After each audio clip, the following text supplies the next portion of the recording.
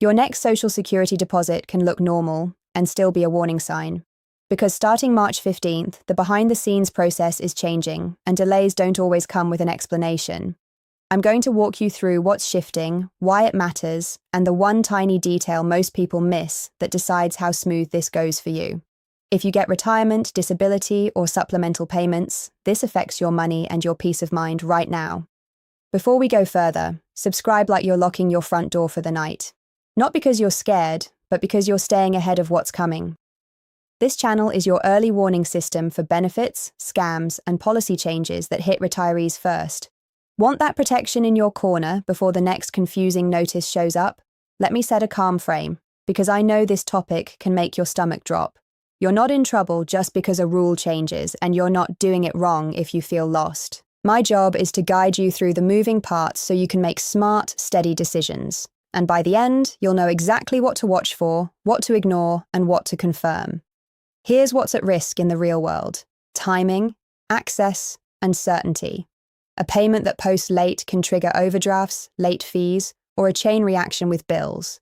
A request to verify something can be real, or it can be a trap designed to steal your benefits. Staying to the end matters because I'll reveal the small, overlooked detail that prevents most problems. Quick attention reset. Don't focus on scary rumors or dramatic headlines. Focus on how money moves from the system to your bank and how identity gets confirmed. Most March 15 updates people talk about aren't about cutting benefits. They're about how the machine checks, approves, and protects what you already earned. So what are these 4 new rules really pointing to? Think of them as 4 operational shifts: tighter payment checks, tougher change approvals, more automated monitoring, and updated processing flow. You might never see them directly, but you can feel them when something takes longer than usual. And that's where people panic, which is exactly where scammers make their money. Let's start with the most important shift for your monthly deposit: payment verification getting stricter. In practical terms, the system is trying harder to make sure the right money goes to the right person at the right place. That's good, but it can also mean a hold if something doesn't match your record perfectly. And the one tiny detail most people miss is what causes those doesn't match moments in the first place. Imagine the system like a mailroom that sends out millions of envelopes every month. For years, it might have relied on a smaller set of checks, and it worked most of the time. Now the mailroom is adding more scanning, more cross-checking, and fewer "we'll fix it later" decisions. When that scanning finds a mismatch, it doesn't guess anymore. It pauses and asks for confirmation. Here's the confusion part. You may hear verification and think, something is wrong with me. Clarity. Verification is often about the record, not about your worthiness. Action. Your goal is to keep your record consistent so you don't get caught in a preventable pause. And yes, we will come back to that tiny overlooked detail that keeps records consistent. Now, the next shift affects anyone who changes anything on their account. Bank information, mailing address, phone number, even certain login or access settings can fall into this zone. The system is moving towards stricter confirmation before it accepts changes, because changes are where fraud happens. A thief doesn't need to steal your benefit if they can redirect where it lands. This is where scam safety becomes non-negotiable. Never share one-time passcodes with anyone, even if they sound official or helpful. Never click unknown links from texts or emails about benefits. Never trust caller ID, and always call back using an official number you already have. Attention reset. If you remember only one thing from this section, remember this. Real processes can be slow and boring. Scams feel urgent, emotional, and pushy. So when you feel pressured, that's your cue to slow down and verify. Let me give you a real lifestyle example with easy math using simple numbers. Say your monthly benefit is $1,800, and it usually hits on a Wednesday. A stricter verification check causes a delay of 5 days while something gets confirmed. If your rent is $1,200 due Friday, you're suddenly short on timing, not income. Now add the domino effect. A late rent fee might be $50. An overdraft might be $35. 2 small fees and you're out $85, which is groceries or prescriptions for a week. That's why we're not treating these March 15 shifts like trivia. Even small process changes can create real costs when your budget is tight and predictable. The goal is to reduce the chances you get flagged in the first place. And the tiny detail most people miss is the easiest place to start. Do you want a follow-up video where I walk you through how to verify a message is real without giving anyone your information? Now let's talk about the monitoring side, because this is where people misunderstand what's happening. Older systems often checked accounts at intervals or only when something triggered a review. Newer systems tend to run automated checks more continuously, scanning for unusual patterns. That doesn't mean someone is watching you personally, it means the system is catching odd activity sooner.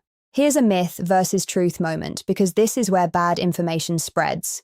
Myth: if your account gets monitored more, it means your benefits are about to be reduced. Truth: increased monitoring often shows up when an agency is trying to prevent fraud and reduce errors. If anything, it can protect you from someone messing with your account while you're unaware. But there's a catch, and it's important. When monitoring increases, scammers often copy the language of flags, holds, and urgent verification. They'll say your account was marked and you must act immediately to avoid suspension. That's the trap. Urgency is used to bypass your common sense. So here's the safe way to handle any surprise contact. Don't argue, don't explain, don't confirm personal details. End the interaction, then initiate a fresh contact using an official channel you trust. That one move breaks most scams because scammers can't control what happens after you hang up. Attention reset. Breathe for a second. You don't have to solve everything in the moment. You only have to avoid the mistake of giving information to a stranger. Slow is smooth, and smooth keeps your money safe. Now, the last operational shift people are noticing is processing flow. This shows up most for new applicants, people submitting updates, or anyone whose record needs a correction. When systems modernize, they often change how work is queued, prioritized, and confirmed. Sometimes that speeds things up. Sometimes it adds a step that feels like a delay. Here's why it matters to you, even if you aren't applying right now. If you ever have to change a bank, replace a lost card, move, or correct a detail, you'll meet this process. And you'll want to know what normal looks like so you don't panic. Because panic is expensive, and it's also the emotion scammers rely on. Let's open a loop you'll be glad you waited for. There's one small habit that prevents most payment surprises, most verification hiccups, and most fraud risk. It's not complicated, and it doesn't require special knowledge, but most people don't do it until after they get burned, and that's why I'm bringing it up early. Now I want to walk you through the changes step by step in everyday terms, but in a fresh order. Start with what you can control, then move to what you can recognize, then finish with what you can document. Control your contact pathways and record consistency. Recognize real communication versus scams. Document what you changed, when, and how you confirmed it. When payment verification tightens, the most common trigger is mismatched information. That mismatch can be as small as an old phone number still attached to an account or an address format that doesn't match. It can also be a bank change that wasn't fully confirmed before the next payment run. This is where that tiny detail most people miss quietly causes big frustration. Do you want me to create a red flag phrases checklist for scam calls that you can keep by the phone? Let's move into the common mistakes, because this is where good people get caught. And I'm going to say this kindly. Making a mistake doesn't mean you're careless. It means you're human. And these systems were not built to feel friendly. So here are the biggest pitfalls I want you to sidestep. One common mistake is assuming no news means everything is perfect. If you never glance at your account messages or mailed notices, you can miss a real request for confirmation. Then you get surprised when something is delayed and you don't know why. A 2-minute monthly check-in prevents that blind spot. Another mistake is changing direct deposit close to your payment date. Even if the change is legitimate, stricter confirmation can push it into a longer processing window. That can create a timing gap where the payment is sent based on the old setup or paused for review. If you must change banks, plan for extra lead time and keep backup cash available if possible. A third mistake is giving anyone a code that arrives on your phone. It doesn't matter if they say they're sending a verification code to confirm it's you. That code is often the key to your account access, not a safety step for your benefit. Once you hand it over, you can't unhand it over. So make never share codes your hard rule. A fourth mistake is trusting caller ID or a familiar sounding voicemail. Numbers can be spoofed, names can be used without permission, and scripts can sound convincing. The safe move is always the same. You end the call, and you call back using a number you already know is official. That removes the scammer from the loop entirely. A fifth mistake is trying to fix it fast by clicking links in a text or email. Scammers love sending fake account alert messages because it feels like the easiest path to resolution, but the easiest path is often the trap. If you didn't initiate the contact, don't use their link. You initiate the verification on your side. Attention reset. If you're thinking, this is a lot, you're not alone. But notice what all 5 mistakes have in common. They happen when you're rushed, distracted, or trying to be polite. So your new strategy is to be calm, slow, and slightly skeptical. Now, if this is you, I want you to lean in, because these situations are exactly where March 15 shifts can show up. If you recently moved, even within the same city, your record may have overlapping addresses during the transition. That's a mismatch magnet, and it can trigger extra confirmation steps. Make sure the address you use everywhere is consistent and current. If you're helping a spouse, parent, or friend manage benefits, you're also in the risk zone. Not because you're doing anything wrong, but because shared caregiving often leads to shared passwords, shared phones, and shared email addresses. That creates confusion when the system tries to confirm who is making a change. Set up a clean, documented method so you can help without creating access problems. If you're new to benefits and you're waiting for your first payments to settle into a rhythm, this matters too. New claims and new setups are where processing rules are most visible. A small missing detail can cause a request for more information, and that can feel like a wall. It's not a wall, it's a checkpoint, and you can clear it with preparation. Do you want me to break down what to do when a payment is late, in the exact order that keeps you calm and effective? Now let's talk about the one small detail most people miss, but not the payoff yet, because there's another piece you need first. What official usually looks like when it's real. Real communication tends to give you time, written confirmation, and a way to verify independently. Fake communication tries to corner you, isolate you, and make you act before thinking. If you ever hear threats like, "We're stopping your benefits today," treat that as a siren. Not because nothing urgent ever happens, but because real processes typically involve formal notices and clear steps. Also, no legitimate process needs gift cards, wire transfers, crypto, or fees to release your benefit. Any request like that is a stop sign, full stop. Let's do a second numeric example because numbers make this real fast. Imagine a scammer redirects one payment of $1,800 to a different account. Even if it gets fixed later, you still have a gap today. If your utilities are $200, your insurance is $150, and your meds are $120, that's $470 due now. Now you're forced into choices you shouldn't have to make. Do you delay a bill and pay a fee, or do you skip something important? That's why prevention matters more than recovery, even if recovery is possible. And the tiny detail most people miss is what prevents that redirection attempt from succeeding. Attention reset. You're doing great staying with this. We've covered what's changing and why scammers love the confusion. Now we shift into what you can do, calmly and today, without overcomplicating your life. This is the clarity to action part that puts you back in control. Here's the core idea. As systems tighten verification, they rely more on consistent, reachable contact information. If the system needs to confirm something, it can only reach you through what you've provided. If your phone number is old or your mailing address is outdated, you can miss the confirmation step. And missed confirmation steps can look like mysterious delays from your perspective. That's the tiny detail most people miss, not the big dramatic stuff. Not hidden rules, just whether the system can reliably reach you through the channels on your record. But there's a second layer to that detail, and this is where people really get tripped up. It's not enough for your information to be mostly right. It needs to be consistent across the places you use it, so automated checks don't trip over mismatches. Small inconsistencies can create big slowdowns when the system is designed to stop and verify instead of guessing. So here's what to do today, as normal sentences, one step at a time. Confirm your mailing address and phone number are current wherever your benefit record is maintained.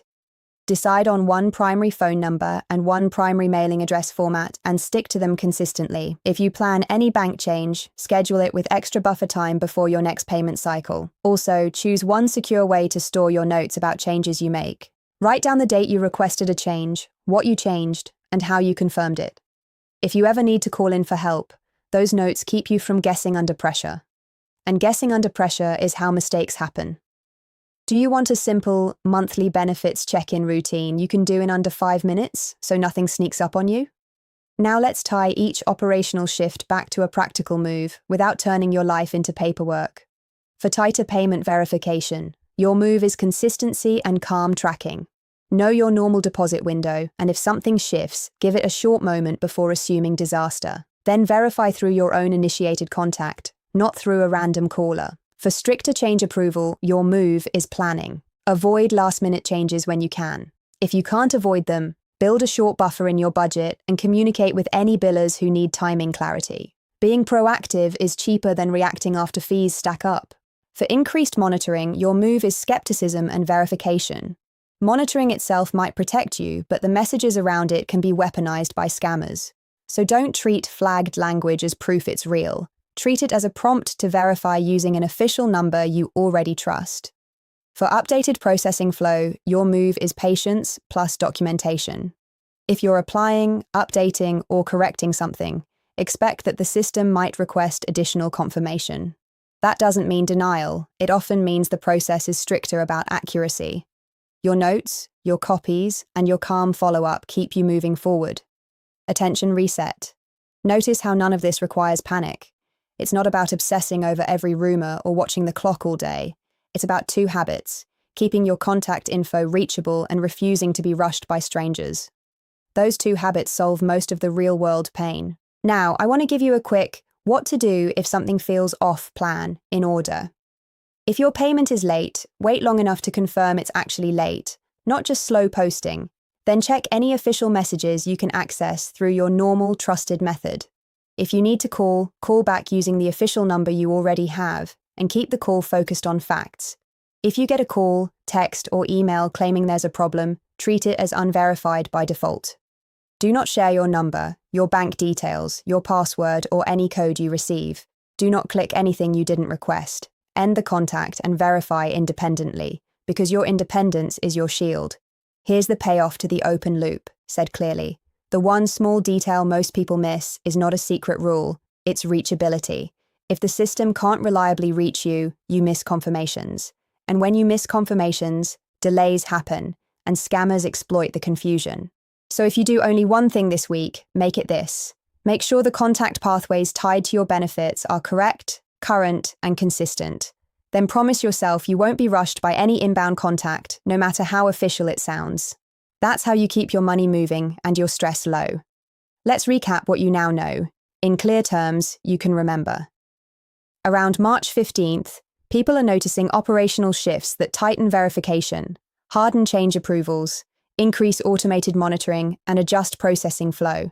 These shifts can protect you, but they can also cause confusion when something takes longer. Your best defense is consistent contact info, calm tracking, and strict scam rules about codes, links, and caller ID. Final warning, and I mean this gently, the biggest danger isn't the new process itself. The biggest danger is reacting fast to a fake message when you're already uncertain. You're not powerless here because you can slow down, verify independently, and keep your records reachable. Will you take 10 minutes today to check your contact details and commit to never sharing a code with anyone?